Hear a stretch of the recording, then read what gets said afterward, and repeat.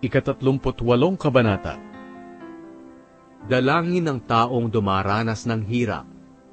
Panginoon, sa inyong galit huwag niyo akong patuloy na parusahan, para bang pinalo niyo ako at pinana. Dahil sa galit niyo sa akin, nanlulupaypay ang aking katawan.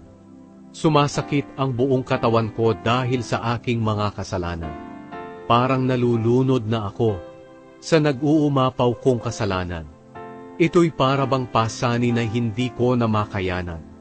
Dahil sa aking kamangmangan, ang aking mga sugat ay namamaga at nangangamoy. Ako'y namimilipit sa sobrang sakit, at lubos ang kalungkutan ko buong araw. Sumasakit ang buo kong katawan, at bumagsak na rin ang aking kalusugan. Ako'y pagod na, at nanghihina pa. At dumadaing din ako dahil sa sobrang bigat ng aking kalooban. Panginoon, alam niyo ang lahat kong hinahangad, at naririnig niyo ang lahat kong mga daing. Kumakabog ang aking dibdib, at nawawalan ako ng lakas. Pati ang ningning ng aking mga mata ay nawala na. Dahil sa aking karamdaman, ako'y iniwasan ng aking mga kaibigan, kasamahan, at maging ng aking mga kamag-anak. Ang mga tao na gustong pumatay sa akin ay naglalagay ng bitag upang ako'y hulihin. Ang mga gustong manakit sa akin ay nag-uusap na ako'y ipahamak.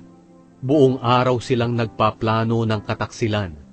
Ngunit para akong pipi at bingi na hindi nakaririnig at hindi nakapagsasalita. Nagbibingi-bingihan ako at hindi sumasagot sa kanila. Dahil naghihintay pa rin ako sa inyo, Panginoon. Kayo, Panginoon na aking Diyos, sasagutin niyo ako. Kaya't hinihiling ko sa inyo, huwag niyong payagan na matuwa ang aking mga kaaway, o kaya'y magmalaki kapag ako'y natumba. Ako'y parang babagsak na sa walang tigil na paghihirap. Kaya inihahayag ko ang aking kasalanan na nagpapahirap sa akin. Tungkol naman sa aking mga kaaway, napakarami at napakalakas nila. Kinamumuhian nila ako ng walang dahilan. Sa mabuti kong ginawa, sinusuklian nila ako ng masama. At kinakalaban nila ako, dahil nagsisikap akong gumawa ng mabuti.